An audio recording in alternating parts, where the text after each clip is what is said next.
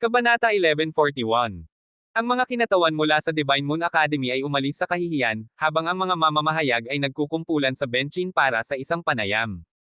Sa sunod-sunod na mga komento sa online, marami ang pumuri sa husay ni Benchin. Alam na alam ni Ben na ang kredito ay kay Lito.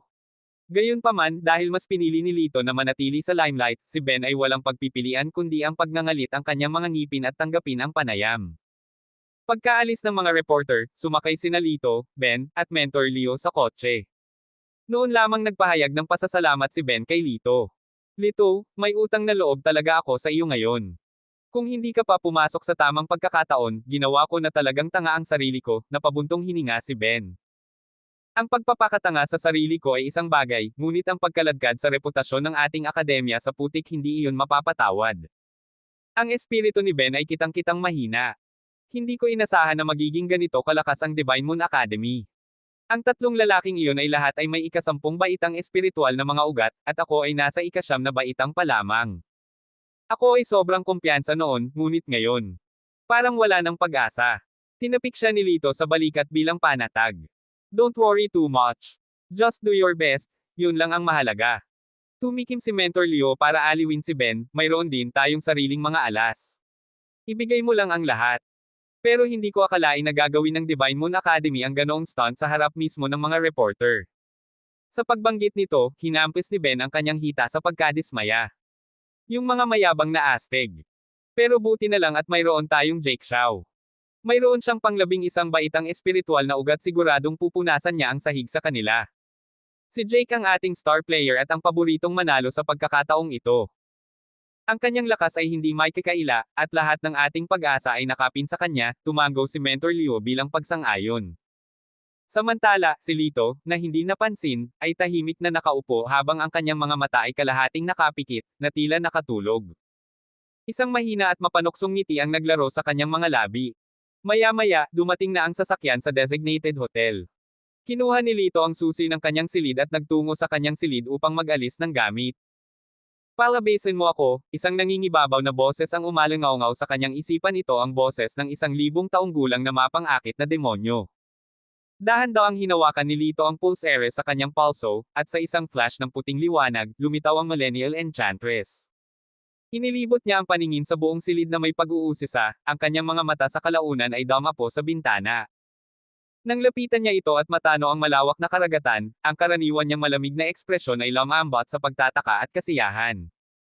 Nang makita ni Lito ang kakaibang ngiti sa kanyang mukha, hindi napigilan ni Lito ang panunokso, kung gusto mo ito, maaari kitang isama para mag-enjoy ngayong gabi. Huminto siya, pagkatapos ay idinagdag na may pilyong ngiti, pwede ka pang magbikini. Isang bikini. Ang Millennial Enchantress ay ikiling ang kanyang ulo, ang kanyang mga kilay ay nakakunot sa pagkalito. Ano iyon? Tumawa si Lito. Malalaman mo din sa lalong madaling panahon. Sabihin na lang natin na ito ang isinusuot ng mga babae sa beach. Sinong nagsabing pupunta ako? Siya ay gumanti ng mayabang na singhot, nakaupo sa kama habang pinapanood si Lito na naglalabas ng kanyang mga damit mula sa malita. Hindi ka pa rin sumasanib sa iyong ikasampung banal na artifact, sabi niya, bahagyang tinapik ng kanyang mga daliri ang kanyang baba. Tumango si Lito, bakas ng pagkadismaya sa kanyang boses. Ito ay nagpapatunay na medyo nakakalito. Sumilip sa bintana ang Millennial Enchantress sa dagat, ang kanyang mapupulang labi ay nakakurba sa isang malabong ngiti. Ang kanyang mga mata ay kumikinang sa isang misteryosong kislap. Maaaring mayroon akong isang paraan na maaaring gumana. Napukaw ang pagkamausisa ni Lito. Anong paraan? Pinag-cross niya ang kanyang mga braso, itinaas ang kanyang maselang baba na may hangin ng higit na kahusayan. Malalaman mo rin pagdating ng panahon. Inilibot ni Lito ang kanyang mga mata at itinulak ang malite sa ilalim ng mesa. Maya-maya, may kumatok sa pinto, at ang boses ni Ben ay tumawag mula sa labas, Lito, gusto ng instructor na pumunta tayo sa training ground. Nakipagpalitan ng maalam na tingin si Lito sa Millennial Enchantress, pagkatapos ay marahang hinawakan ang kanyang pulse ares. Sa isang flash ng puting liwanag, ang Enchantress ay nawala sa manipis na hangin. Lumapit si Lito upang buksan ang pinto, kung saan nakatayo si Ben na naghihintay. Si Jake Shaw at ang iba pa ay dumating na, sabi ni Ben. Gusto ni Instructor Leo na pumunta tayo sa training ground para maging pamilyar sa kapaligiran. Tumango si Lito, isinara ang pinto sa likod niya, at sinundan si Ben sa training ground. Pagdating nila, nandoon na sina Marilyn Sang at Jeffrey Bai, ngunit halatang wala si Jake Xiao. Nasaan si Kuya Jake? Tanong ni Ben, lumilingon sa paligid. Tumawa si Jeffrey Bai. He's the top representative of our Sky Ability Academy. You can bet he'll make a grand entrance. Long time no see, putol ng isang pamilyar na boses. Lumingon sila para makita ang matinik na buhok na nakasalubong nila sa airport. Sa pagkakataong ito, hindi siya nag-iisa, isang lalaking pula ang buhok ang tumabi sa kanya, ang kanyang presensya ay kasing talas ng talam. Ang tingin ng lalaking pula ang buhok ay dumaan sa kanila bago tumahimik kay Ben. So, ikaw ang lalaking nakipagkamay. Sabi niya, malamig ang boses niya. Mag-shake hands tayo ha. Naramdaman ni Ben ang pagtulo ng malamig na pawis sa kanyang noo. Napakalaki ng aura ng pulang buhok na lalaki, na parang nakakasukal na bigat sa kanya. What's the matter? Puno ba ng duwag ang Sky Ability Academy? Masyadong takot makipagkamay. Ang pulang buhok na lalaki, si Enteng Jiao, ay nginisyan. Ninatngat ni Ben ang kanyang mga ngipin, sumakit ang kanyang pagmamataas. Sinong may sabi na natatakot ako? He shot back, extended his hand. Sa sandaling magdikit ang kanilang mga kamay, ang ekspresyon ni Ben ay namilipit sa sakit. Isang nakakasakit na crack, ang umalangaw-ngaw sa hangin na duraj ang kamay niya, nabasag ang mga buto. Nakakaawa. Hindi man lang ako pinagpawisan, panunuya ni Enteng Jiao, ang boses ay tumutulo sa pangungutya. Ang mga estudyante mula sa Divine Moon Academy ay nakatayo, ang kanilang mga mukha ay nagniningning sa pagmamalaki, lalo na ang may matinik na buhok, na tila naghiganti lamang ng matagal ng sama ng loob. Sumimangot si Jeffrey Bai at humakbang pasulong. Hayaan mong makipagkamay ako. Isa pang hanggal na nagmamadali sa kanyang kapahamakan. Nakipagkamay si Enteng Jiao kay Jeffrey Bai, ngunit sa pagkakataong ito, mas tumagal ang pakikipagkamay. Lumipas ang 10 minuto, at nagsimulang mamuo ang butil ng malamig na pawis sa noo ni Jeffrey Bai. Ito ay masama. Si Enteng Jiao ay ang second rank na estudyante sa Divine Moon Academy, na may ika-11 baitang espiritual na ugat at natural na superhuman na lakas.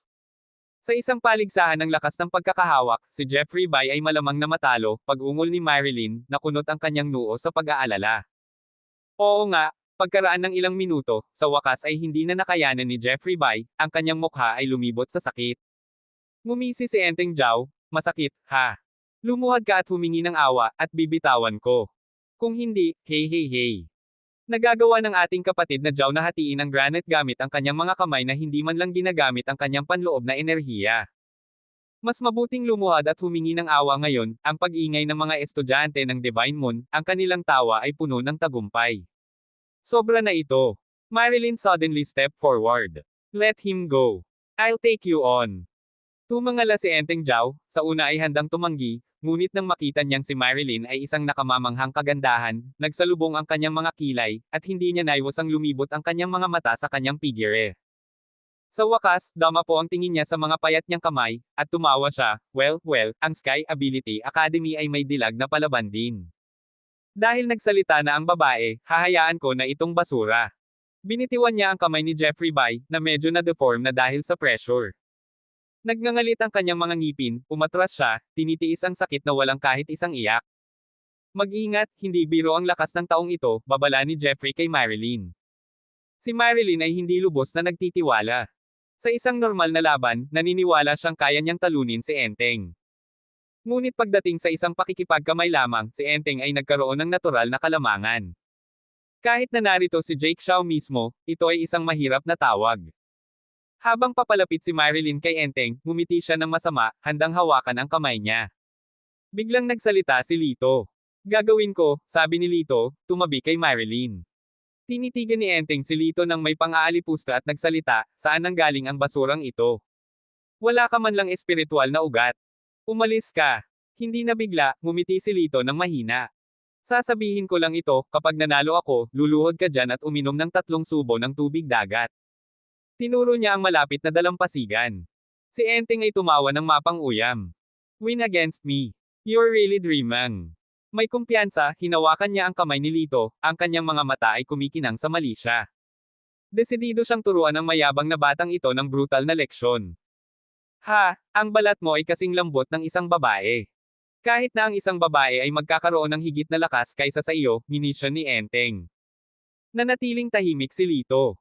Sa susunod na sandali, sinimulan ni Enteng ang kanyang puwersa, isang mapang asar ng ngiti ang nakaplaster sa kanyang mukha. Anak, sumuko ka na kung hindi mo kayang tanggapin. Wala akong pananagutan kung napilayan ka. Ngunit hindi nagbago ang ekspresyon ni Lito. Unti-unting nagbago ang ekspresyon ni Enteng habang ang matinding kirot ay dumapo sa kanya na nag-iwan sa kanya ng lubos na pagtataka. Agad siyang nagpakawala ng lakas. Gayunpaman, habang pinapataas niya ang kanyang lakas, ang kapangyarihan ni Lito ay tila dumami ng husto. Nawala ang ngiti sa mukha ni Enteng, napalitan ng butil ng pawis na tumutulo sa kanyang pisngi. Ang kanyang puso ay bumilis sa takot, ginamit na niya ang kanyang pinakamataas na lakas, ngunit ang kanyang kalaban ay hindi nagpakita ng tanda ng pagkapagod. Ang matinding sakit ay naging malalim na pulang-pula ang kanyang mukha. Basag. Isang malutong na tunog ang umalangaw-ngaw ng mabali ang buto ni Enteng. Sa parehong sandali, ang mga mag-aaral ng Divine Moon Academy ay natense. Ngayon, talagang natarante si Enteng. Hindi pa siya nakatagpo ng sino mang mas malakas kaysa sa kanyang sarili, lalo na ang isang taong mukhang karaniwan. Aaminin ko, dali-dali niyang inamin ang pagkatalo. Kung magpapatuloy ito, maaaring permanenteng masira ang kanyang kamay. Mas gugustuhin niyang mawalan ng mukha pansamantala kaysa ipagsapalaran ang habang buhay na kapansanan. Mula sa gilid ng Sky Ability Academy, palakpakan ang pumutok. Magaling. Masigasig na pumalakpak si Ben. Tinapik ni Jeffrey ang balikat ni Lito, napabulalas, kahanga-hanga. Tumango si Marilyn kay Lito, puno ng paghanga ang kanyang mga mata. Lumingon kay Enteng, ngumiti siya at sinabing, "So, paano mo nahanap ang pagbati ng Sky Ability Academy?" Si Enteng, nanlulumo at napahiya, ay pinaulanan sila ng matinding tingin bago tumalikod para umalis. Maghintay. Biglang nagsalita si Lito, "Ano ang sinabi mong gagawin mo kapag natalo ka?" Nanigas si Enteng, nanlamig ang kanyang mga mata habang nakatitig kay Lito. "Anak, ang pagtawid sa akin ay hindi isang matalinong hakbang." Napangiti si Lito, "At paano kung gagawin ko?" Nang umabot sa sukdulan ng tensyon sa pagitan nila, nagsimulang manginig ang lupa sa ilalim nila. Si Edwin Rong ba ito? Ang mga estudyante mula sa Divine Moon Academy ay biglang sumabog sa pananibik. Isang malakas na hangin ang dumaan sa lugar, at likas na tumangala ang lahat. Isang figure ang bumaba mula sa itaas. Nanlamig ang ekspresyon ni Jeffrey nang makilala niya ang lalaki. Si Edwin Rong, ang nangungunang estudyante ng Divine Moon Academy, ay kinilala bilang pinakamalakas mula noong itatag ang paaralan. Lumapag si Edwin Rong nang may puwersang nagpaikot-ikot ng buhangin at alikabok, ngunit sa sandaling dumampi ang kanyang mga paa sa sahig, nagkaroon ng ganap na katahimikan. Tingnan mo ang kanyang mga paa. Bulalas ni Ben habang nakaturo. Lumingon ang lahat upang makita na ang mga paa ni Edwin Rong ay hindi talaga nakadikit sa sahig. Nagkaroon ng kaunting agwat sa pagitan niya at ng lupa. Lutang siya. Hingal na hingal ang karamihan. The Mohawk man and others fawned over him, "Ginoong Rong, mas lalo pang nag-improve ang skills mo." Hindi tumugon si Edwin Rong, kinulat lamang ang kanyang mga labi sa isang mapagmataas na ngiti. Sandaling dumaan ang kanyang tingin sa kamay ni Enteng bago itinuro si Lito, "So, ito ang batang nanakit sa iyo." Nag-aatubili na tumango si Enteng. "Enteng, wala ka talagang silbi, mas masaho kalpa sa basura." Hindi man lang sumulyap si Ezwan kay Lito, ang kanyang boses ay malamig, "Nasugatan mo ang isang tao mula sa Divine Moon Academy. Ngayon, maaari kang umalis sa iyong buhay dito o lumuhad at maging aking aso." Sa kanyang mga salita, ang mga estudyante mula sa Divine Moon Academy ay nagpalitan ng masayang tingin. Kabanata 1142. Samantala, baka sa mukha ng lahat ng taga Sky Ability Academy ang pag-aalala. Mabilis na humakbang si Ben para payuhan, "Lito, huwag kang kumilos ng basta-basta." Nagmamadali ring inilagay ni Jeffrey ang isang kamay sa balikat ni Lito, "Si Edwin ay hindi ordinaryong tao. Hindi mo siya matatalo. Manahimik ka." Umiling si Marilyn kay Lito, senyales na huwag siyang padalos-dalos. Gayunpaman, casual na ngumiti si Lito, "Kung ordinaryo lang siya, hindi na ako mag-abala pang kalabanan siya." "Well, ang lakas ng loob mo, anak." Pumalakpak si Edwin at tumawa ng malakas, "Kung ganoon, anuman ang susunod na mangyari, huwag kang magsisisi." Sumagot si Lito na may kalmadong kilos, "Same to you." Tumikim ang lalaking may matinik na buhok, napakamayabang ng lalaking ito at hindi niya matukoy kung saan patungo. Hindi niya nirerespeto si Kuya Rong. Wala pang 5 minuto ay luluhod na siya at humihingi ng awa, dagdag pa ng dalaga na may makamandag na tono. Habang si Edwin ay gagawa ng kanyang hakbang na may malamig na ngiti sa kanyang mukha, "Hold 8. Nagmamadaling dumating sina Instructor Leo at Jake. Maagap na sinabi ni Instructor Leo, Edwin, kung gusto mong makipagkompetensya, maghintay hanggang bukas. Hindi na kailangang magmadali dito ngayon.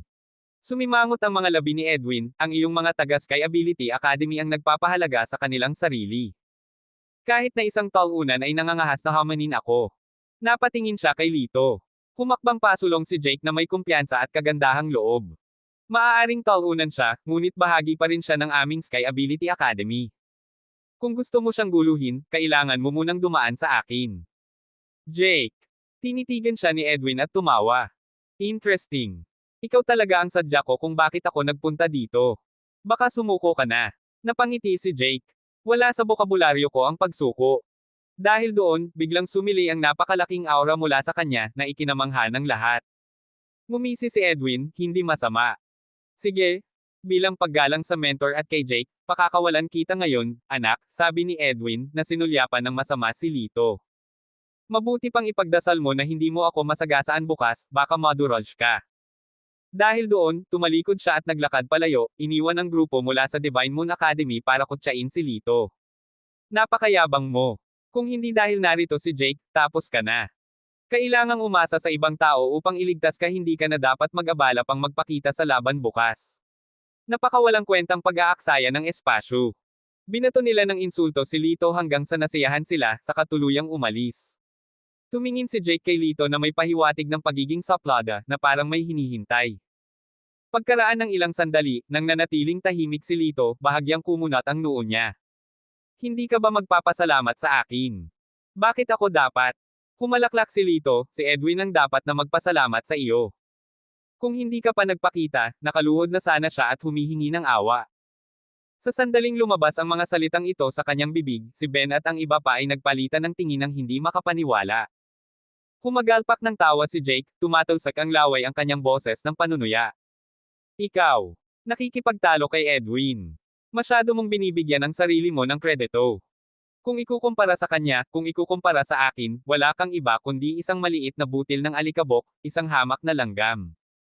Maging ang ekspresyon ni Mentor Leo ay nagdilim, ang pagkabigo ay nakaukit sa kanyang mukha. Natalo mo ang 8 Immortals, at iyon ay hindi maliit na tagumpay. Ngunit hindi ka dapat masyadong mayabang. Sina Jake at Edwin ay parehong nagtataglay ng ika-11 baitang espiritual na mga ugat ang pinakamataas na antas. Paano ka magkakaroon ng pagkakataon laban sa kanila? Si Lito, gayunpaman, ay hindi mapakali na ipaliwanag ang kanyang sarili. Ngumisi si Jake, ignorante. Pathetic. Hindi nabigla sa kanilang mga opinyon, malamig na nagsalita si Lito, hindi ako magsasayang ng aking hininga sa pagpapaliwanag. Basta alamin mo ito, bukas, ako ang magiging kampyon. Hahaha. Tawa ng tawa si Jake, at maging si Jeffrey ay hindi napigil ang tumawa sa hindi makapaniwala. Para sa kanila, si Lito ay walang iba kundi isang biro. Nang maramdamang wala nang masabi, tumalikod si Lito at naglakad palayo. See that? Hindi man lang siya makasagot. Umalis lang na parang duwag, sabi ni Jake, lumingon kay Marilyn. Ang ganoong uri ng basura ay hindi katumbas ng iyong oras. Hindi sumagot si Marilyn. Ipinadyak lang niya ang kanyang paa at sinundan si Lito palabas. Maghintay ka lang, ungol ni Jake, ang kanyang mga mata ay nagdidilim sa kumpiyansa. Bukas, kapag inaangkin ko ang kampyonato at ang tanga na iyon ay nadurog sa ilalim ng paa, makikita mo kung sino ang tunay na karapat-dapat sa iyong pansin. Ang kanyang tingin ay nagyayelo, ngunit sa loob, siya ay puno ng katiyakan sa sarili. Habang papalabas si Lito, mabilis siyang naabutan ni Marilyn. Tumigil si Lito, mahina at seryoso ang boses, nandito ka ba para kausapin din ako? Ngunit umiling si Marilyn. Nagulat si Lito. Sa tingin mo kaya mong talunin si Edwin? Kinagat ni Marilyn ang kanyang labi, nag-alinlangan sandali, at pagkatapos ay nagpakawala ng mapait na tawa. Sa totoo lang, hindi ko alam.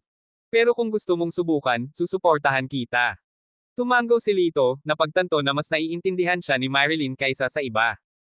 Kung may mangyaring masama bukas, huwag mong ipilit ang sarili mo, nauutol na sabi ni Marilyn, pagkatapos ay mabilis na idinagdag, hindi ko sinasabing matatalo ka, basta. Kung sakali. Nang makita ang nag-aalalang paliwanag ni Marilyn, ngumiti si Lito. Alam kong nag-aalala ka sa akin. I won't take it the wrong way. Naalimpungatan si Marilyn nang mapagtanto niyang naiintindihan ni Lito ang kanyang pag-aalala.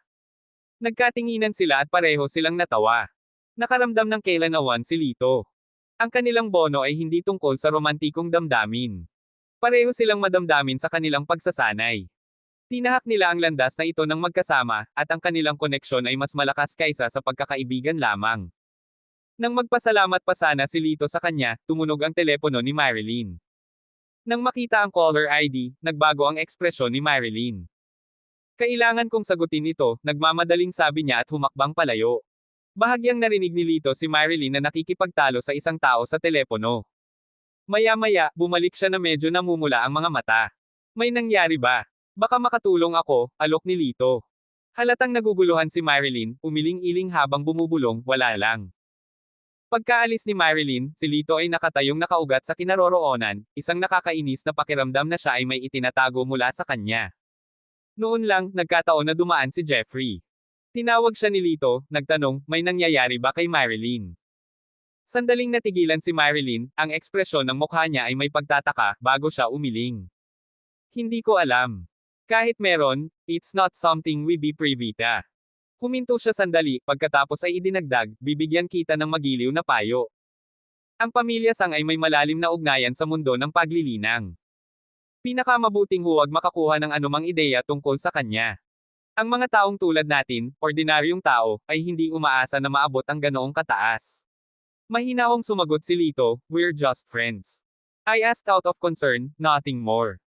Kung iyon ang kaso, mabuti, tumango si Jeffrey, nag-isip ng ilang sandali bago nagpatuloy, tungkol sa pamilya Sang, nabalitaan kong nahaharap sila sa ilang mga problema nitong mga nakaraang taon. Ngunit kahit na ang namamatay na kamelyo ay mas malaki pa sa kabayo, mayroon pa rin silang malaking kapangyarihan. Tungkol kay Marilyn Sang, ang kanyang posisyon sa pamilya ay kakaiba. Hindi siya isang pangunahing miyembro, ngunit dahil sa kanyang pambihirang talento, siya ay lubos na pinahahalagahan ng pamilya. Gayunpaman, 3 taon na ang nakakaraan, parang may nangyaring mali sa kanya. Bumagsak ang kanyang kakayahan, at nakast out sa pamilya. Tapos, ilang buwan na ang nakalipas, bigla siyang bumalik, nanimbalik ang kanyang lakas sa dati. Marahil ay nakikilahok siya sa kompetisyon na ito upang patunayan ang kanyang sarili. Ibinuhos ni Jeffrey ang lahat ng nalalaman niya sa isang hininga, pagkatapos ay tinapik si Lito sa balikat. Makinig, buddy, just take this as a piece of information. Don't involve in things that are not your business. Dahil doon, tamad na nag-inat si Jeffrey at sinabing babalik siya para makapagpahinga ng maaga. Kumunat ang noo ni Lito, inalala ang oras sa Yunpeng Academy. Iyon siguro noong nasa pinakamababa si Marilyn, pagkatapos na mapatalsik sa pamilya Sang. Kung tungkol sa kanyang biglaang muling pagkabuhay sa kapangyarihan, malamang na ito ay dahil sa paggising ng kanyang likas na espiritual na katawan, na lubos na nagpalakas sa kanyang mga kakayahan. Habang lumilipad ang isip ni Lito, ang boses ng Millennium Enchantress ay biglang umalangaw-ngaw sa kanyang isipan, southeast direction. Ibinaling ni Lito ang kanyang tingin sa timog silangan, kung saan ang malawak na dagat ay walang katapusan. Anong meron? Nabuksan na ang Immortal Gate, sabi ng Millennium Enchantress na may mahinahon at hindi nagmamadaling tono. Isang kislap ng realisasyon ang lumiwanag sa isip ni Lito. Sinasabi mo bang may dumating mula sa Immortal Realm? Bakit hindi ka pumunta at tingnan para sa iyong sarili? Matamlay na sagot ng Enchantress, umaalingaw-ngaw ang boses sa kawalang interes. Saglit na nag-alinlangan si Lito.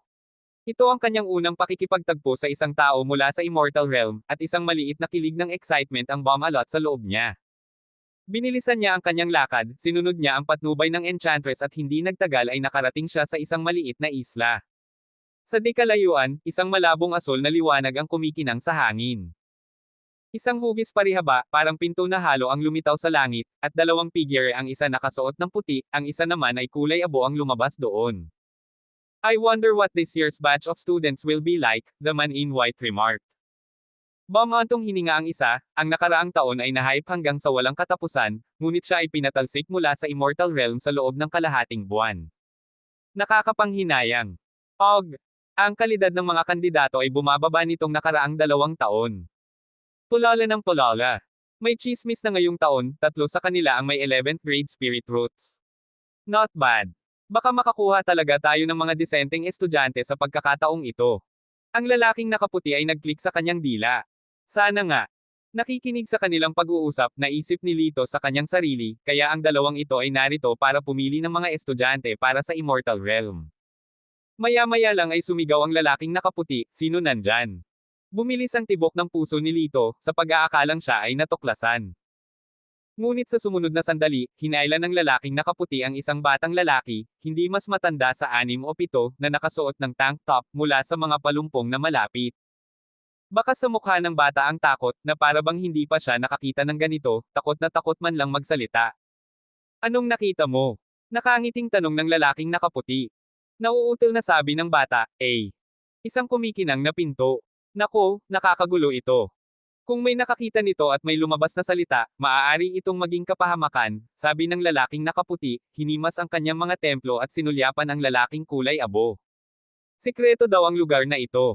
Anong gagawin natin ngayon? Bahagyang ipinikit ng lalaking nakakulay abo ang kanyang mga mata at mabilis na gumalaw gamit ang kanyang kamay. "Pakiusap, tiyuhin, bitawan mo ako. Hindi ko sasabihin kahit kanino," pakiusap ng bata, na umaagos ang mga luha sa kanyang mukha. Sok-sok? Sa mundong ito? Ang mga patay lang ang nagtatago ng sekreto, hinisya ng lalaking nakaputi, naghahanda ng kumilos. Biglang naputol ang tensyon ng isang tawa. Nagulat ang lalaking nakaputi, lumingon siya at nakita ang isang binata na nakatayo sa di kalayuan, isang kisap matang pagtataka ang bumungad sa kanyang mukha. Paanong naging malapit ang isang tao nang hindi niya napapansin? Ngunit mabilis niyang inalis ang iniisip, malamig ang boses. "What's going on this here? This place is getting too crowded." Lumingon kay Lito ang lalaking nakakulay abo, "Ano ang nakita mo?" Sumimangot si Lito, nag-isip sandali bago sumagot, "Nakakita ako ng 2 ipokrito at isang inosenteng bata." "Naglakas loob ka bang insultuhan kami?" Natigilan ang lalaking nakaputi. "Alam mo ba kung sino kami?" Ang kanyang tono ay nagpaparamdam sa paghamak. Kalmadong tumango si Lito, isang pares ng mga errand boys mula sa cultivation world, na kumikilos ng mataas at makapangyarihan, kasama ako dito. Kabanata 1143. Ang mga salita ni Lito ay agad na nagpasiklab sa galit ng dalawang lalaki. "Sinasabi mo na errand boys lang kami para sa cultivation world." Ngumisi ang lalaking nakaputi, marahas na kumikibot ang mga kalamnan sa sulok ng kanyang bibig. "Hindi ba? Mula noong sinaunang panahon, sinong matataas na tao ang maglalakbay ng libu-libong milya para hawakan ang mga walang kabuluhang bagay? Hindi ba't laging nauukol sa mga kababaihan ang gayong mababang gawain?" Pinagkrus ni Lito ang kanyang mga braso, tinitigan ng hindi kumikibo ang lalaking nakaputi. "Kahit kami ay errand boys, kaya pa rin namin kayong patayin na kasing dali ng pagdurog ng langgam." Natagpuan ng lalaking nakaputi ang kanyang sarili na hindi mapabulaanan ang loika ni Lito, na lalo pang nagpasiklab sa kanyang galit. Kahit na ang kanilang katayuan sa mundo ng paglilinang ay hindi partikular na mataas, palagi silang nagsasaya sa kawalang kabuluhan ng pagsamba tulad ng Diyos sa tuwing sila ay bumaba sa mortal na kaharian. Ang marinig ang gayong mga salita mula sa isang mortal ay isang bagay na hindi nila kayang sikmurain. "Dahil sabik na sabik kang mamatay, papatayin muna namin kayo, pagkatapos ay harapin ang brat na ito." Inihagis ng lalaking nakaputi ang bata sa sahig at sinugod si Lito. Ngunit sa sumunod na sandali, si Lito ay nawala sa kanyang paningin. Pagkatapos, isang malakas na sampal ang bumagsak mula sa itaas. Boom! Sa isang nakakabinging impact, ang lalaking nakaputi ay bumagsak sa lupa, ang kanyang katawan ay nabasag ng hindi na makilala. Basura! Si Lito ay nakatayo habang ang kanyang mga kamay ay nakapulupot sa kanyang likuran, ang kanyang tingin ay malamig at hiwalay habang pinagmamasdan ang lalaking nakasuot ng puting damit. Nang makita ito, namutla ang lalaking nakasuot ng kulay abong damit at agad na tumakas patungo sa tarangkahan ng sekta. Gayunpaman, bago niya maabot ang kalahating distansya, madali siyang hinarang ni Lito. "Trying to run back and report, di ba?" Pinagkrus ni Lito ang kanyang mga braso, ang kanyang ekspresyon ay kalmado ngunit may banta ng hindi mapag-aalinlanganang banta. Pinagpawisan ng malamig ang lalaking naka-gray. Alam niyang kapantay ang sariling lakas ng lalaking nakaputi, na walang kahirap-hirap na natalo. Wala siyang pagkakataon laban kay Lito. "Tapos ka na, bata. Nakapatay ka ng isang tao mula sa mundo ng paglilinang. Hinding-hindi ka nila hahayaang mabuhay." Nanginginig ang boses sa takot at galit. Ngumiti lang si Lito, ang kanyang kilos ay nakaka-relax at walang pakialam. Actually, hindi siya ang nauna. Meron pang isa, not too long ago siya ang nauna. Natigilan ng lalaking nakakulay abo, napalitan ng gulat ang kanyang mukha nang bumungad sa kanya ang isang realisasyon. Ikaw. Ikaw ang nagpabaligtad sa Slayers Guild."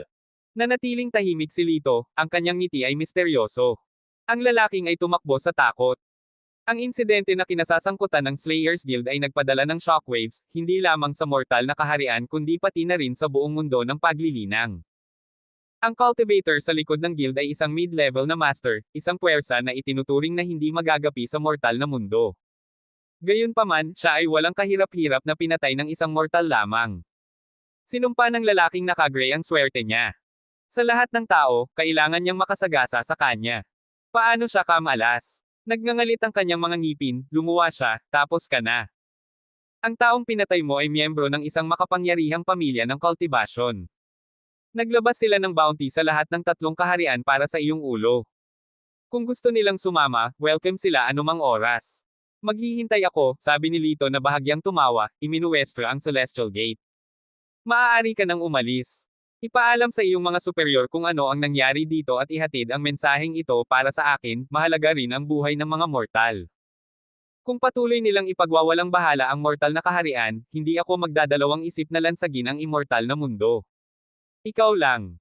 Malamig na ngumisi ang lalaking naka-gray. Oo, ako lang, matigas na sagot ni Lito.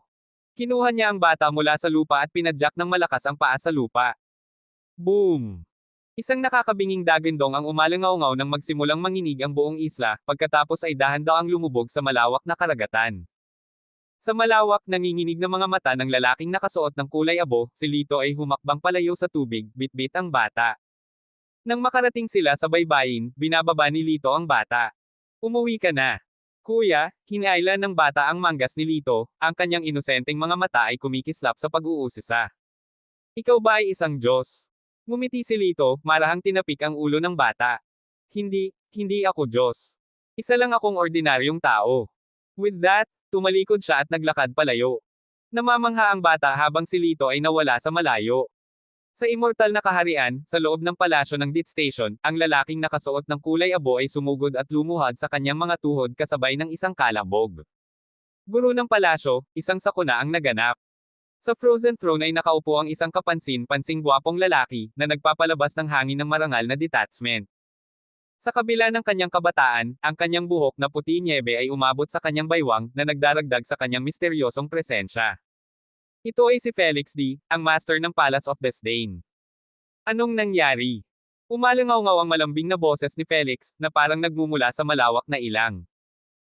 Isang lalaking nakasuot ng kulay abong damit ang nagpatira pa sa sahig at nagulat, kami ng aking kasamahan ay nakipagsapalaran sa mortal na kaharian upang saksihan ang celestial na labanan. Ngunit sa sandaling makalabas kami ng Immortal Gate, nakatagpo kami ng isang mortal na, nang walang sabi-sabi, sinaktan ang aking kasama. Ang walang pakundangan na mortal na ito ay nang ahas na magpadala ng isang mensahe sa buong mundo, na sinasabing siya ay manggulo sa mundo. Isang mortal na may ganoong katapangan. May bahid ng intriga ang boses ni Felix. How dare he disregard our cultivation world? Dapat may death wish siya. 7 taon na lang ang nakalipas mula nang muling mabuhay ang mortal na kaharian, at nang ahas na sila na murahin tayo. Masyado tayong reserved. Nang marinig ito, ang mga retainer ng pamilya D ay sumabog sa kawalang kasiyahan, ang kanilang mga boses ay puno ng galit. Pinaglaruan ni Felix ang isang piraso ng puting jade sa kanyang kamay, isang malabong ngiti ang naglalaro sa kanyang mga labi. Kung ganoon, ano ang imumungkahi ninyong lahat? Patayin siya ng walang awa. Oo, dapat mapuksa siya. Ang mga tugon ng mga retainer ay determinado at nagkakaisa. Tamad na tumango si Felix. Mabuti. Gabriel D., ikaw ang mag-aalis sa kanya at ibalik ang dignidad ng ating cultivation world. Mula sa harapang hilera ng mga retainer, isang lalaking naka-purple robe ang humakbang pasulong, ikinulong ang kanyang mga kamao bilang pagkilala. Sa utos mo, si Gabriel ay isang master sa Mahayana stage. Gaano man ka-arrogant ang mortal na iyon, hindi siya mapapantayan ni Gabriel. Sabay-sabay na tumango ang mga retainer. Sa hangin ng pagmamataas, ipinahayag ni Gabriel D., kamahalan, hintayin ang aking matagumpay na pagbabalik. Ibabalik ko ang ulo ng ating kalaban. Sa isang kislap ng lilang liwanag, nawala si Gabriel. Dumating ang susunod na araw, at ang engranding arena ay puno ng mga manunood mula sa lahat ng sulok ng bansa, sabik na inaabangan ang sagupaan sa pagitan ng dalawang pinaka-prestihiyosong akademya. Sa gitna ng dumadagandong na saya, ang mga kinatawan mula sa Sky Ability Academy at Divine Moon Academy ay umakyat sa entablado. Nakatakdang maging best of 5 series ang kompetisyon. Gayunpaman, sa panig ng Sky Ability Academy, kitang-kitang wala si Lito. Hoy, nasaan ang panglima mong miyembro? Ninisyon ng isang contestant na may matinik na buhok mula sa Divine Moon Academy. Nag-check out ba siya sa huling minuto? Si Instructor Leo ay galit na galit, lumingon kay Ben at sa iba pa, nasaan si Lito? Umiling si Ben, hindi na namin siya nakita simula noong umalis siya sa training ground kahapon. Kumunat ang noo ni Jeffrey, talaga bang tumakas siya? Ngumisi si Jake, si Marilyn. Ang taong iyon ay walang iba kundi isang duwag. Ang iyong sulat ng rekomendasyon ay ganap na nasayang sa kanya. Ngunit umiling si Marilyn, ang kanyang ekspresyon ay determinado, kilala ko siya. Hindi siya tatakas. Baka may nangyari. Bumantong hininga si Instructor Liu, well, sa 4 lang sa amin, kailangan namin ng 3 panalo para manalo. Lumiliit lang ang pagkakataon natin. Napangiti si Jake, huwag kang mag-alala, Instructor. Sisiguraduhin kong manalo. Kung tungkol sa deserter na iyon, hindi natin siya kailangan. Samantala, sa dalampasigan, si Lito, na nakasuot ng maluwag na shorts, ay nakaupo na naka-cross-legged, walang ginagawa sa paglalaro ng buhangin. Sa tabi niya, may hawak na malaking dahon ng saging ang Millennial Enchantress para protektahan ang sarili mula sa nagliliyab na araw. Ang kanyang payat na figure, na nakasuot ng puting beach dress, ay paminsan-minsan ay lumilipad sa harap ni Lito. Enchantress, huminto ka sa paglalakad. Nahihilo mo ako, sabi ni Lito sabay buntong hininga. Sinaman siya ng tingin ng Millennial Enchantress. Tumayo ka na. Narito ang isang tao mula sa Immortal Realm. Napatayo si Lito, tinatakpan ang kanyang mga mata gamit ang kanyang kamay habang nakatingin sa malayong kalangitan, kung saan mismo naglaho ang maliit na isla noong nakaraang araw. Sa ganitong kalayuan, ang isang ordinaryong tao ay hindi makakakita ng anuman, ngunit ang mga may cultivation ay nakikita. Sa kalangitan, bumukas ang isang celestial gate na kapareho ng kahapon, at isang lalaking nakasuot ng agos na purple na robe ang bumungad ng maayos. Sa sandaling lumitaw siya, isang napakatinding presyon ang bumaba na parang tidal wave. Mukhang nagpadala sila ng heavyweight, nakangiting sabi ni Lito. Sa sandaling iyon, ang lalaking nakaabo na kasama ni Gariel D ay nakita kaagad si Lito. Siya iyon. Bulalas niya. Lumipat ang tingin ni Gabriel kay Lito, at sa isang casual na pagwagayway ng kanyang kamay. Boom! Milya ang layo, ang dagat ay bumagsak sa napakalaking alon, na umaalon patungo kay Lito. Nagkalat sa gulat ang mga kalapit na turista. Sa isang iglap, nilamon siya ng nagtataasang pader ng tubig. Isang mahinang ngiti ang naglaro sa labi ni Gabriel. Hamak na langgam, ni walang katumbas na isang hampas. Hindi pa man nabibitawan ang mga salita sa kanyang bibig ay may lumabas na figure mula sa ibabaw ng dagat. Kumunat ang noo ni Gariel nang makilala niya ang lalaki. Nakatayo doon si Lito, nakahandusay sa ibabaw ng tubig, ang kanyang mga kamay ay nakahawak sa kanyang likuran, kalmadong nakatingin kay Gabriel. So, buhay ka pa. Mayroon kang ilang kasanayan, ngunit ito ay hindi hihigit sa isang maliit na panlilinlang, sabi ni Gabriel na may dismissive na tono. Sa isang kisap mata ng kanyang manggas, nagpadala si Gabriel ng daan-daang tallest na mga bato na sumusugod patungo kay Lito. Bahagyang pumikit ang mga mata ni Lito, at sa pagsara ng mga bato, isang maningning na gintong liwanag ang bumalot sa kanyang katawan. Sa isang iglap, ang lahat ng mga bato ay sumabog sa pinong alikabok. Unti-unting nawala ang ngisi sa mukha ni Ganriel, napalitan ng seryosong ekspresyon. Pagkatapos ng mahabang paghinto, ngumuso siya, interesting. Sa pagkakataong ito, itinuro niya ang isang daliri sa itaas, at kaagad, umugong ang kulog at kumidlat sa kalangitan. Libo-libong kidlat ang bumaba patungo kay Lito. Sabay-sabay, inabot ni Lito ang hangin, hinawakan ang napakaraming kidlat sa kanyang kamay. Sa sandaling iyon, marahas na umikot ang dagat sa paligid niya, na bumubuo ng napakalaking whirlpool na nakasentro sa kanya. Sa isang malakas na sigaw, ang kanyang mga mata ay nagliliyab na mas maliwanag kaysa sa mismong kidlat, inihagis ni Lito ang mga bolts, na pinasukan ng napakalaking panloob na enerhiya, direkta kay Gabriel. Namumula ang mukha ni Gabriel. Sinubukan niyang umiwas, ngunit huli na ang lahat. Boom! Sa pampang, hindi mabilang na mga tao ang tumakas sa takot. Apokaliptik ang eksena, parang may tsunami at malapit na ang katapusan ng mundo. Makalipas ang mahigit 10 minuto, biglang lumiwanag ang langit, lumiwanag ang paligid, ngunit ang dalampasigan ay naiwan sa ganap na pagkagulo. Si Gabriel, soaked to the bone, ay malayo sa kanyang karaniwang mabait at marangal na sarili. Nakahandusay siya sa buhangin, umuubo ng tubig dagat sa kaawa-awang kalagayan. Hakbang-hakbang, dahan-daang lumapit si Lito. Akala ni Gabriel ay malapit na ang kanyang wakas. Huwag mo akong patayin. Ang mga mata ni Gabriel ay nanginginig ng husto. Kahit 20 minuto na ang nakalipas, hindi niya akalain na mamalimos siya ng buhay sa isang mortal lang. Relax, hindi kita papatayin, mahinahong sabi ni Lito. Magagamit ka pa. Sa larangan ng digmaan ng Celestial Duel, hindi maganda ang sitwasyon para sa Sky Ability Academy, 2 talo at 1 panalo. Sa sandaling iyon, nakakulong si Jake sa isang matinding labanan kay Edwin. Isang oras na silang naglalaban na walang malinaw na panalo, at parang hindi maiiwasan ang isang draw. Ang masama pa nito, ang Sky Ability Academy ay walang natitira para ipadala para sa susunod na laban. Sa sandaling iyon, lumitaw si Lito, hindi nagmamadali at nakaayos. Paumanhin, natagalan ako, walang pakialam na sabi ni Lito. Ngumisi si Jake, coward, nagpakita ka na ng malapit na itong matapos. Sasawayin na sana ni Instructor Leo si Lito nang tuwang-tuwang idineklara ng tagapagbalita, lahat, isang kinatawan mula sa Yanli Palace of the Cultivation World ay dumating na. Salubungin natin ang Deputy Palace Master Gabriel D. Si Instructor Leo ay lubos na namangha. Talagang ipinadala ng Yanli Palace ang kanilang Deputy Palace Master sa pagkakataong ito. Hindi ka panipaniwala. Kabanata 1144.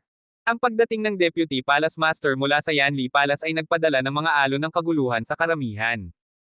Sa larangan ng paglilinang, ang mortal na mundo ay madalas na hindi napapansin, at ang mga sugo na ipinadala ay karaniwang mababa ang ranggo ng mga miyembro ng palasyo. Ang pagkakataong masaksihan ang isang tunay na master mula sa Cultivation World ay bihira, lalo pa ang isang taong pinapahalagahan bilang pangalawang in command ng Yanli Palace. Sa gitna ng pagkabigla, isang figurang nakasuot ng Mar-Ingel na purple na roba ang bumaba mula sa itaas, ang kanyang presensya ay naglalabas ng napakatinding aura na nagpahirap sa paghinga. Isang walang kamatayan. Isang tunay na walang kamatayan. Sabay-sabay na sigaw ng karamihan. Marami ang lumuhad bilang paggalang. Ang mentor mula sa Divine Moon Academy ay humakbang pasulong, lumuhad ng may paggalang. Immortal Gabriel, ang aming Divine Moon Academy ay nasa bingit ng maluwalhating tagumpay, pagmamalaki niyang ipinahayag. Ang mga mag-aaral ng Divine Moon Academy ay nagmamayabang pasulong, na naliligo sa kanilang pinaghihinalaang kataasan. Isang malamig na sulyap ang ginawa ni Immortal Gabriel at bahagyang tumango. Hindi makayanan ang kay-abangan, humakbang si Mentor Leo. Hindi pa napagdesisyonan ang kinalabasan. It's premature to claim victory, he retorted. Sa palagay mo ba ay kaya mong papalitan ng deserter ang tubig para sa iyo? Tumawa ang Divine Moon Academy. Ipagpapatuloy pa lang ng 2 panig ang kanilang mainit na palitan, biglang nagsalita si Immortal Gabriel, sa pagkakataong ito, iba ang pipiliin natin ng ating mga kandidato. Ang kanyang mga salita ay nagpatahimik sa karamihan, at ang lahat ay nagpipigil ng hininga, sabik na marinig ang susunod na mangyayari. Kung tutuusin, ito ay tungkol sa pagkakataong makatuntong sa larangan ng walang kamatayang paglilinang, isang pagkakataong minsan sa isang buhay na walang gustong palampasin. Pagkatapos ng ilang sandali ng katahimikan, sa wakas ay nagsalita si Gabriel sa isang mahinahon, nasusukat na tono. Simple lang. Ang sino mang makatiis ng 3 hampas mula sa akin ay makakakuha ng kanilang pagpasok sa immortal na kaharian. Nagpalitan ng tingin ang mga estudyante, lumiwanag ang kanilang mga mukha sa pagkasabik. Ang ilan ay nakakuyom ang kanilang mga kamao, ang iba ay pumutok ang kanilang mga buko, lahat ay sabik na patunayan ang kanilang sarili. Pinagsalikop ni Ben ang kanyang mga kamay, isang ngiti ang lumawak sa kanyang mukha. Ganon kadali. Ibibigay ko ang lahat ng mayroon ako, kahit napatayin ako nito. Si Jeffrey, gayunpaman, ay kumunot ang kanyang noo, ang kanyang boses ay may bahid ng pag-iingat. It can't be that straightforward. He's the Deputy Master of the Yanli Palace. Parang langit at lupa ang agwat sa pagitan ng kapangyarihan niya at ng kapangyarihan natin. So what? I'll grit my teeth and take those 3 strikes. Ipinahayag ni Ben, hindi natitinag ang kanyang determinasyon. Walang pag-aalinlangan, humakbang siya pasulong, hinihimas ang kanyang dibdib. Mauna na ako. Sinulyapan siya ni Gabriel, isang mahinang ngiti ang sumilay sa gilid ng kanyang labi. Sa isang casual na pagpitik ng kanyang palso, hinaampes niya. Boom! Si Ben ay pinalipad, bumagsak sa lupa sa sobrang lakas na nag-iwan ng napakalaking bunganga. Og! Umubo siya ng isang bibig ng dugo, nanginginig ang kanyang katawan habang pilit niyang iniangat ang sarili sa lupa. Ang boses ni Gabriel ay malamig at hiwalay, ang kanyang mga tingin ay nakakainis na parang nakatingin siya sa isang hindi gaanong mahalagang insekto. Kung ito ang antas ng basura ninyong lahat, huwag na kayong mag-abala sa pag-akyat. Hindi ko man lang ginamit ang 1% ng aking kapangyarihan sa pagkakataong ito. Kung susunod kayong mamamatay, huwag mo akong sisihin. Natigilan ang karamihan sa katahimikan. Si Ben ay hindi mahina, siya ay nasa ika-4 na ranggo sa Sky Ability Academy. Ilang sandali lang ang nakalipas, munti lang siyang natalo sa isang estudyante mula sa Divine Moon Academy. Gayunpaman, laban kay Gabriel, siya ay lubos na nadurog, hindi na kayang maglagay ng kahit katiting na pagtutol. Ang realisasyon ay nagpadala ng lamig sa lahat ng naruroon. Ang karamihan, sa una ay sabik na subukan ang kanilang katapangan, ay nagsimulang mag-alinlangan, ang kanilang sigasig ay humihina. Sa sandaling iyon, isang matinik na estudyante mula sa Divine Moon Academy ang humakbang, matapang na nagpahayag, hindi ako naniniwala sa mga pamahiin. Sa isang mabilis na paggalaw, itinulak niya ang kanyang palad patungo kay Gabriel. Ngumisi lang si Gabriel, ang kanyang anyo ay natunaw sa isang bahid ng puting liwanag. Ang mga nanunood ay nabulag ng isang biglaang, matinding pagkislap ng puting liwanag. Nang lumino ang kanilang paningin, nakita nila ang estudyanteng may matinik na buhok na patalikod, mabigat na lumapag sa entablado, walang malay. Napasinghap ang karamihan sa gulat. Namutla ang instructor mula sa Divine Moon Academy at mabilis na sinenyasan, dalhin mo siya kaagad para magamot. Ang paunang pananabik ng karamihan ay naglaho, napalitan ng matinding takot. Ang inakala nilang mas madaling hamon kaysa manalo sa kampyonato ngayon ay tila mas nakakatakot. Dalawang lalaki at isang babaeng estudyante mula sa Divine Moon Academy ang agad na piniling umatras. Sa kabilang banda, bumantong hininga si Jeffrey, gusto kong subukan ito. Sa isang matikas na paglukso, pumailan lang siya na parang puting crane, ang kanyang mga palad ay kumikinang na may malambot na puting liwanag na kumalat sa kanyang katawan, na bumubuo ng isang protection na shell. Hinaplos ni Instructor Leo ang kanyang balbas, tumango bilang pagsang-ayon, mahusay si Jeffrey sa mga diskarte sa pagtatanggol. Baka. Bago pa siya matapos, isang sigaw ng sakit ang nanggaling kay Jeffrey. Nabasag ng hampas ng palad ni Gabriel ang protective layer ni Jeffrey sa isang iglap. Nang makita si Jeffrey na nasa bingit ng malubhang pinsala, nanlaki ang mga mata ni Instructor Leo sa pagkaalarma, at sumugod siya para tumulong. Gayunpaman, mas mabilis pa ang hampas ng palad ni Gabriel. Parehong dinanas ni na Instructor Leo at Jeffrey ang matinding suntok, bumagsak sa lupa at dumura ng dugo. Ang mga mag-aaral ni Instructor Leo ay nanginginig ng husto, ang kanyang boses ay puno ng pagkabigla at pagkamangha. Kahit na binahagi ni Jeffrey ang epekto, hindi natin makayanan ang solong hampas na iyon. Talagang nakakatakot si Gabriel. Sumunod, ang second rank na estudyante mula sa Divine Moon Academy ay humarap sa hamon. Halos hindi niya nakayanan ang unang hampas ng palad, nananatili sa kanyang mga paa, ngunit ang pangalawang hampas ay nagdulot sa kanya ng matinding pinsala, na sa huli ay humantong sa kanyang pagkatalo. Si Edwin Rong, na may kumpiyansang ngiti na naglalaro sa kanyang mga labi, ay matapang na humakbang pasulong. Tatanggapin ko ang hamon. Ang mga instructor ay puno ng kumpiyansa. Tiyak na magtatagumpay si Edwin. Sa biglaang pagsabog ng enerhiya, itinulak ni Edwin ang sarili sa hangin, walang kahirap-hirap na nahuli ang unang hampas ng palad ni Gabriel. Matagumpay din niyang nakuha ang pangalawang strike. Habang panay ang paglapag niya sa entablado, nagpalakpakan ang mga manunood. Tulad ng inaasahan sa top rank na estudyante, siya ay talagang katangi tangi. Dahil sa papuri, natuwa si Edwin sa paghanga. Nang nasaksihan ang eksenang ito, napangiti si Gabriel sa kanyang mga labi at mahinang bumulong ng dalawang salita, "Fool." Bang! Pinakawalan niya ang pangatlong hampas ng palad niya. Si Edwin, na puno pa rin ng kumpiyansa, ay pinuntahan ito, ngunit ang kanyang ekspresyon ay agad na napalitan ng matinding takot. Isang napakalakas na puwersa ang bumungad sa kanya. Ang katawan ni Edwin ay kumaluskaw sa tunog ng mga buto, at ang kanyang damit ay sumabog sa kanyang katawan. Sa gitna ng naghihirap na hiyawan, siya ay bumagsak ng diretso sa lupa, lubos na gusot. Tumayo si Gabriel, isang malamig na ngiti ang naglalaro sa kanyang mga labi. Iyon, sabi niya, ay ika-10 lamang ng aking kapangyarihan. Natigilan si Edwin, at gayon din ang iba. Ano ang nangyayari sa Yanli Palace? Ayaw na ba nilang mag-recruit ng kahit sino? Sino pa ba? Umupo si Gabriel pabalik, ang kanyang mga mata ay nakamasid sa karamihan.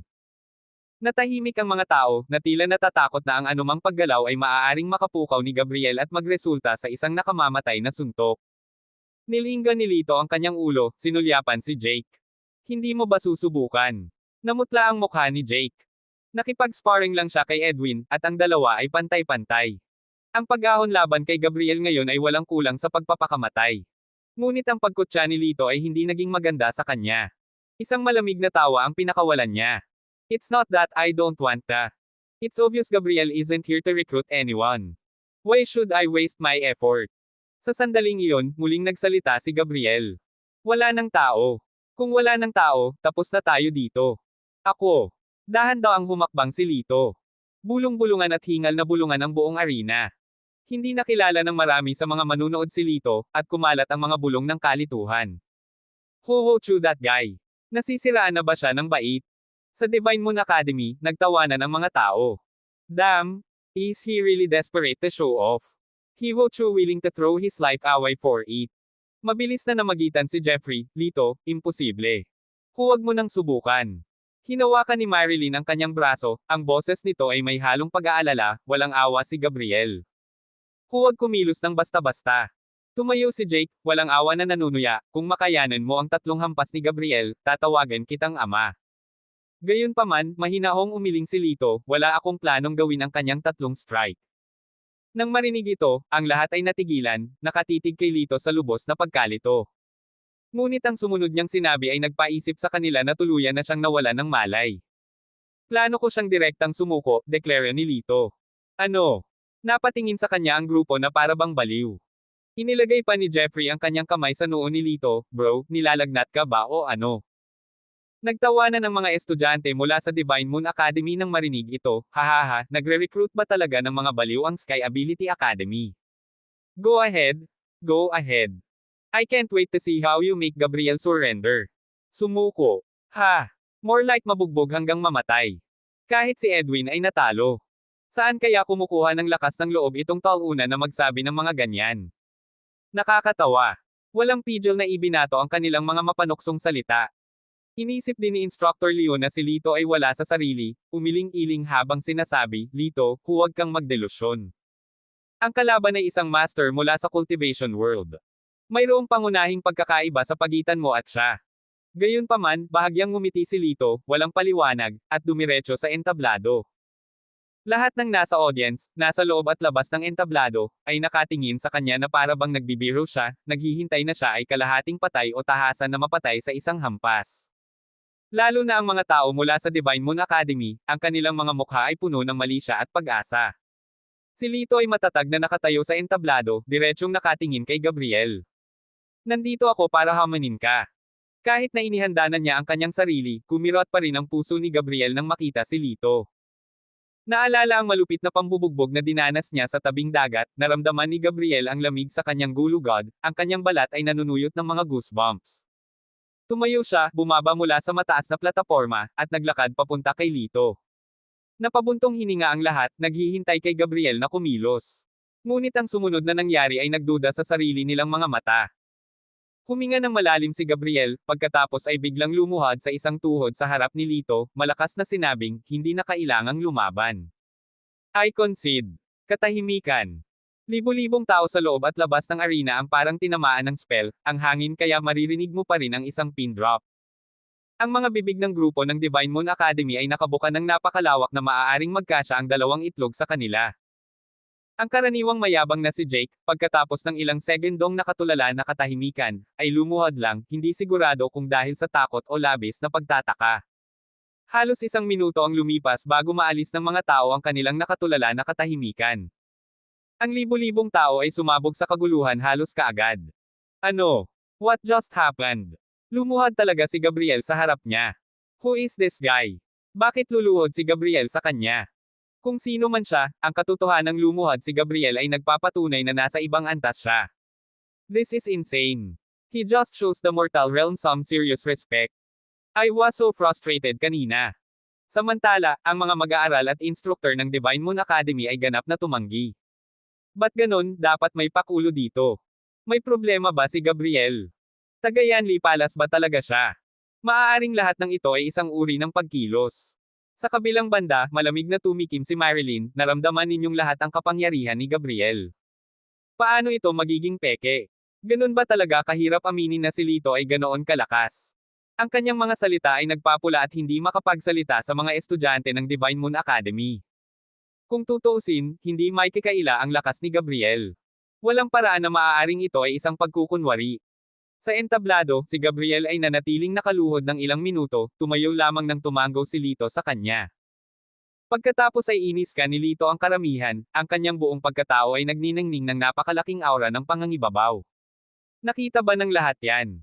Kung na-miss mo to. Naputol ang boses niya habang casual na tinatapakan ang paa sa sahig. Boom! Ang buong arena ay nagkawatak-watek sa isang iglap. Ang mga tao ay sumabog sa siklab ng galit, mabangis na nagpalakpakan para sa kanya. Ngunit hindi pinansin ni Lito ang papuri ng mga manunood. Ang kanyang malamig at matalim na tingin ay nakatuon sa grupo mula sa Divine Moon Academy. Ang mga miyembro ng Divine Moon Academy ay lubos na natakot, nagsisisi sa kanilang mga nakaraang aksyon.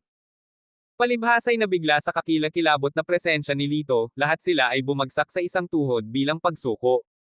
Sa wakas, ang mga mata ni Lito ay dumapo kay Jake, na nakaluhod na sa lupa. Nang magtama ang kanilang mga mata, napahiya si Jake na hindi niya alam kung saan titingin. Gayunpaman, si Lito ay hindi nag-abala sa kanila. Sa isang mahinang tapik ng kanyang daliri sa paa, siya ay nagbago sa isang bahid ng gintong liwanag at naglaho. Tumingin si Marilyn sa nakaluhod na karamihan, isang napakaraming emosyon ang bumabalot sa kanyang mukha. Bumantong hininga siya at sinabing, natatakot ka sa kanyang paghihiganti, ngunit ang totoo, hindi ka man lang sa kanyang paningin. Kabanata 1145. Sa dalampasigan ng Celestial Sea nakatayo ang pintuan ng immortal na kaharian. Nakatayo si Lito sa mabuhanging dalampasigan, nakatingin sa abot tanaw. Lumapit sa kanya si Gabriel, mababa ang boses at maingat. Nagawa ko na ang sinabi mo, bulong niya. Lumingon si Lito upang harapin siya, at si Gabriel ay halatang nanginginig sa ilalim ng kanyang mga tingin. Kailangan kong tingnan mo ang isang bagay para sa akin, sabi ni Lito, ang kanyang tono ay kalmado ngunit nag-uutos. Kumaibot ang mga labi ni Gabriel, at nagdilim ang kanyang ekspresyon. Don't push your luck. I've already done you a favor. You're acting as if the Palace of Disdain means nothing to you. Ang palasyo ng panghahamak. Umalangaw-ngaw si Lito, naalala ang binanggit ni Mentor Leo. Ano iyon? Isang mapanuksong tawa ang pinakawala ni Gabriel. Ang mundo ng paglilinang ay nahahati sa 6 na palasyo at 12 kaharian, ang bawat palasyo ay nangangasiwa sa 2 kaharian. Ang palasyo ng panghahamak ay namamahala sa 2 kaharian na pinakamalapit sa mundong mortal, na may populasyon na 100,000. Baka sa kanyang boses ang pagmamalaki. So, ano ang kailangan mo para matulungan mo ako sa bagay na ito? Tanong ni Lito, banayad ang boses niya. Well, ang mga labi ni Gabriel ay pumulupot sa isang mapait na ngiti. Maliban na lang kung kaya mong talunin ang aking nakatatandang kapatid, ang master ng palasyo ng Disdain, si Felix D. Tumango si Lito. Kung ganoon ay umalis na tayo. Napakurap si Gabriel, nagulat. Pumunta saan? Para talunin ang iyong kapatid, sagot ni Lito, ang kanyang tinig ay kasing kalma ng dagat bago ang bagyo. Paft, hahaha. Humagalpak ng tawa si Gabriel, umiling-iling sa pang-aalipusta. Sa tingin mo ang pagtalo sa akin ay nangangahulugan na kaya mo siyang talunin. Nasa Saint Realm siya. Hindi lang ikaw, kahit ang ibang mga master ng palasyo ay hindi maaaring magkaroon ng pagkakataon laban sa kanya. Nagda-daydream ka. Si Lito, gayunpaman, ay sumagot ng may kalmadong katiyakan, kung sasabihin kong kaya ko siyang talunin, gagawin ko. Well, kung sabik na sabik kang itapon ang buhay mo, hindi kita pipigilan. Ngumisi si Gabriel, lihim na natutuwa sa pag-iisip ng kanyang paghihiganti. Gamit ang isang kaway ng kanyang kamay, binuksan niya ang Celestial Gate. Isang nakasisilaw na puting liwanag ang bumalot sa kanila, at sa harap ng mga mata ni Lito ay lumitaw ang isang matahimik, hindi makamundong tanawin na parang isang paraiso. Sa ibabaw ng mga patong-patong na taluktok ng bundok ay nakatayo ang isang malinis na puting palasyo, na nababalot ng ambon at naglalabas ng ethereal na aura. Ito ang Palace of Disdain. Habang papalapit sila sa palasyo, nilingon ni Gabriel si Lito at sinabing, maghintay ka rito. Iuulat ko ang iyong pagdating. Tumango si Lito bilang pagsang-ayon. Si Gabriel ay gumawa ng ilang hakbang ngunit pagkatapos ay huminto, tumingin sa likod. Anak, nakikita kong may potensyal ka. Sigurado ka bang gusto mong gawin ito? Umiling si Lito. Hindi ako naghahanap ng kamatayan. Ah, kamangmangan. Napabuntong hininga si Gabriel, umiling-iling na para bang si Lito ay hindi na makaligtas. Pagkatapos ay kumpiyansa siyang naglakad papasok sa palasyo. You're back. How did things going? Si Felix D, nang matapos ang kanyang opisyal na tungkulin, ay nag-aalaga na ngayon ng mga bulaklak sa hardin. Sa malapit, ang mga kasambahay ay nagnanakaw ng mga tingin sa kanya. Sinulyapan ni Gabriel ang mga kasambahay at ikinulong ang kanyang labi sa panghahamak. Bumps of love struck fools. Si Felix ay kilala bilang ang pinakagwapong lalaki sa mundo ng paglilinang, ang master ng kanyang sariling palasyo, at isang dalubhasa sa antas ng sage na nakabihag sa puso ng hindi mabilang na kababaihan. Tumingin si Gabriel sa kanyang kapatid na nakasuot ng pangsyam at bumaantong hininga, hindi ganoon ka-Jose. Kumunat ang noo ni Felix, matinis ang boses, anong nangyari? Did you accidentally na pumatay? Umiwas si Gabriel, hindi iyon. Kung ganoon ano iyon? Tumigil ka sa pag-utol at iluwa mo. Sumigaw si Felix. Huminga ng malalim si Gabriel at bumulong, sa kabaligtaran, muntik na akong mapatay. Sa mga salitang ito, natigilan si Felix, na magdidilig na sana ng mga bulaklak. Anong sabi mo? Si Gabriel ay natakot, ang kanyang boses ay halos hindi humigit sa isang bulong, siya. Siya ay talagang malakas. Walang kwenta kang tanga. Sinabi ko sa iyong magsanay ka pa, pero tinatimad ka. Ngayon kahit isang mortal lang ay kayang year-okon ka. Nagdala ka ng kahihiyan sa Yanli Palace. Ang boses ni Felix ay nagyayelo, ang kanyang mga salita ay parang talam. Napakalakas ng kanyang boses kaya napalingon ang mga kasambahay sa palasyo, na tumatawa kay Gabriel. Si Gabriel, na nakakaramdam ng kahihiyan, ay sumagot, bueno, sinabi pa nga ng taong iyon na matatalo kanya. Nasa labas siya ng gate ng palasyo ngayon. Ang mga labi ni Felix ay pumulupot sa isang malamig na ngiti, ang kanyang mga mata ay kumikinang na may layuning pumatay. How dare he overestimate himself? Ang pagpunta dito ay walang iba kundi isang death wish. Sa isang iglap na wala siya, dumiretso sa pintuan ng palasyo. Isang langgam mula sa mortal na mundo ang nang-ahas na hamanin ang Yanli Palace. Sino ang nagbigay sa iyo ng katapangan? Tumayo si Emperor Felix na may hawak na violet serpent sword, ang kanyang puting buhok ay umaagos sa hangin, ang kanyang katawan ay nababalot ng dumadagandong na lilang kidlat, nakahawig ng isang walang kamatayang nilalang. Maraming kasambahay sa palasyo ang nagtipon upang saksihan ang palabas, puno ng pananibik ang kanilang mga boses. Wow! Ang master ng palasyo ay napakatalino. Bulalas ng isa.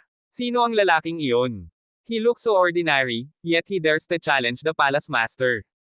Ngumisi naman ang isa. Exactly, just a mere mortal. Sino ang nagbigay sa kanya ng katapangan? Nanunuya ang mga katulong, kitang-kita ang kanilang paghamak kay Lito. Sa malademonyong ngiti, itinutok ni Emperor Felix ang kanyang espada kay Lito. Ang dugo mo ay hindi karapat-dapat na emsmense sa aking talam. Bibigyan kita ng isang pagkakataon na lumuhad at umamin ng pagkatalo. Karapat-dapat ka ba? Sagot ni Lito, nakatayo sa likod ng kanyang mga kamay, isang malamig na ngiti ang naglalaro sa kanyang mga labi. Anong sabi mo? Fine. Parang kahit sa harap ng kamatayan, nananatili kang matigas ang ulo, umiling si Emperor Felix sa hindi makapaniwala. Ilabas mo ang iyong sandata, at tayo'y magduel. Nagkibit balikat lang si Lito. Wala akong armas. Ano? Hindi makapaniwala ang ekspresyon ni Emperor Felix, na para bang hindi makapaniwala sa kanyang narinig. Balak mo akong kalabanan ng kamay lang. Tumawa si Lito, itinaas ang kanyang mga kamao. Ang mga kamay na ito ay higit pa sa sapat upang talunin ka. Tawa ng tawa si Emperor Felix. Ang yabang at kamangmangan. Dahil doon, nag-transform siya sa isang bahid ng lilang liwanag na umaarangkada. Kasabay nito, sumugod si Lito patungo sa kanya, handa na para sa sagupaan. Sa kalangitan, isang sagupaan ng mga kulay ube at gininto ang mga ilaw ang sumabog sa isang nakasisilaw na tanawin ng mga kislap, na nagpapaliwanag sa kalangitan na may halos nakakabulag na intensidad. Habang pinapanood ito, napalunok ng malakas si Gabriel, nakaramdam ng ginhawa na hindi siya nahuli sa crossfire at kahit papaano ay nakaligtas. Sa taas, si Felix, na nababalot ng nagniningning na lilang aura, ay nagpakawala ng mga sinag na parang espada na bumaril patungo kay Lito ng may nakamamatay na katumpakan. Mamatay ka, ikaw na walang halagang uod. Angal niya. Ngunit si Lito, ang kanyang katawan ay nagninangas na may gininto ang liwanag, walang kahirap-hirap na hinihigop ang hindi mabilang na mga sinag, na ginawang tahimik at hindi nakakapinsala. Nag-iba ang ekspresyon ng mukha ni Felix, bumakas sa mukha niya ang gulat. Kahanga-hanga. Ungol niya. Sa isang mabilis na paggalaw ng kanyang kamay, tinawag ni Felix ang lupa mismo upang tulungan siya. Ang isang kalapit na bundok ay nanginginig ng husto bago napunit mula sa pundasyon nito at inihagis patungo kay Lito. Si Lito, hindi nabigla, ay itinaas ang kanyang kamay at ibinaba ito sa isang solong, mapagpasyang hampas. Ang bundok ay nabasag sa alikabok sa pagtama. Pagkatapos, turn na ni Lito na umatake. Naikuyom niya ang kanyang kamao at naglunsad ng isang mapangwasak na suntok. Ang matinding puwersa ng kanyang welga ay nagpadala ng napakalaking alon ng enerhiya na lumulubog sa kalangitan, halos nilamon ang kalahati nito. Itinaas ni Felix ang kanyang sword upang hamarang, ngunit ang talim ay nanginginig ng nakakatakot, na naglalabas ng isang matalim at basag na tunog na parang nasa bingit na ng pagkabasag. Isang mahinang pagkibot ang humila sa gilid ng mata ni Felix. Ang batang ito ay mas malakas kaysa sa kanyang inaasahan. Kailan pa lumitaw ang gayong napakapangit na talento sa mortal na kaharian? At dito, sa tarangkahan ng palasyo ng Yanli ng kanyang nasasakupan kung matatalo siya, saan tatayo ang kanyang pagmamalaki bilang Felix D. Nagngangalit ang kanyang mga ngipin, ipinatawag ni Felix ang kanyang ultimate technique. Kaluluwa ng Purple Slaughter. He bellowed, ang kanyang boses laced sa desperasyon at galit. Ang mga alon ng violet na enerhiya ay sumabog mula sa mga palad, na lumikha ng isang nakakabinging ugong na umalangaw-ngaw sa pagitan ng langit at lupa. Ang mga katulong ng palasyo, na hindi makayanan ang puwersa, ay bumagsak sa lupa sa isang buntan. Napasandal si Gabriel sa isang haligi, ang kanyang puso ay tumibok sa gulat. Ginamit talaga ni Kuya ang kanyang ultimate technique. Siguradong napakalakas ng lalaking ito. Alam na alam ni Gabriel ang mapangwasak na lakas ng Violet Soul Slash. Hindi ito gagawin ng kanyang kapatid maliban kung talagang kinakailangan. Sa lahat ng mga taon na ito, 3 beses pa lang niya itong nasaksihan, at sa bawat pagkakataon, nakakatakot ang mga kalaban. Ngunit ngayon, ito ay pinakawalan laban sa isang tao mula sa mortal na kaharian. Hindi ka panipaniwala. Gayunpaman, hindi nag-alala si Gabriel. Pagkatapos ng lahat, ang Violet Soul Slash ay hindi kailanman nabigo noon. Ang mga biktima nito ay palaging natatalo. Umiling siya, bamulong, anak, malakas ka, walang duda. Pero mali ang napili mong kalaban. Tatandaan kita. Ngunit sa sandaling bumigkas ang mga salita sa kanyang mga labi, nanlaki ang kanyang mga mata sa hindi makapaniwala. Sa kanyang harapan, ang katawan ni Lito ay nagliwanag ng matinding gininto ang liwanag, napakaningning na halos mabulag. Hindi man lang siya mahawakan ng Violet Soul Slash. Uungong. Sa isang dumadagandong na yumanig sa kalangitan, ang gininto ang liwanag sa paligid ni Lito ay sumabog palabas, na winasak ang Violet Soul Slash sa kawalan. Si Felix ay pinalipad, sumuray-suray na paatras ng hindi mapigilan. Ikaw. Ang kanyang mga mata ay biglang nagkontrata, ang kanyang mukha ay isang maskara ng hindi maipaliwanag na pagkabigla. Hindi siya makapaniwala. Siya, isang celestial na nilalang, ay natalo ng isang mortal, isang hamak na langgam mula sa makamundong mundo. Ito ay isang walang uliran na biro. Muli. Ang kanyang mga mata ay nagliliyab sa galit, ang karaniwang marangal at malayong si Felix ay sumusugod kay Lito na nakataas ang kanyang espada. Mahinahong nagsalita si Lito, wala kang kalaban-laban para sa akin. Ang intensyon ko ay hindi kasaktan. Kailangan ko lang ng Yanli Palace na tulungan ako sa isang bagay. Ha? Anong iniisip mong makikinig ako sayo?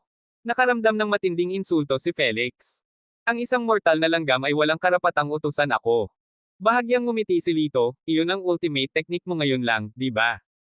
Kung kahit ang best mo ay hindi ako mahawakan, ikaw ba talaga ang kapantay ko? Harapin ang realidad. Pulang-pula sa galit ang mukha ni Felix, nag-igting ang kanyang mga ngipin sa pagkadismaya. Gayunpaman, sa kaibuturan niya, alam niyang nagsasabi ng totoo si Lito. Pero hindi niya matanggap. Siya, ang master ng Yanli Palace, ang mataas na pinuno ng 2 kaharian sa mundo ng paglilinang, ay natalo ng hindi kilalang mortal. Kung ito ay lumabas, paano niya muling itataas ang kanyang ulo? Ngunit, si Lito, na parang binabasa ang kanyang iniisip, ay nagsalita sa isang mahinahon at hindi nagmamadaling tono, maaari tayong makipagkasundo. Tapusin natin ang ating labanan dito, at sa labas ng mundo, ito ay isang palakaibigang spar lamang na walang malinaw na panalo. At sumusumpa ako, ni isang salita nito ay hindi mawawala sa aking mga labi. Ang mga salita ni Lito ay tumama kay Felix. Nakanganga ang kanyang mga ngipin, ang kanyang mukha ay madilim sa hinala, siya ay nagtanong, ano ang gusto mong kapalit? At bakit ako magtitiwala sa iyo?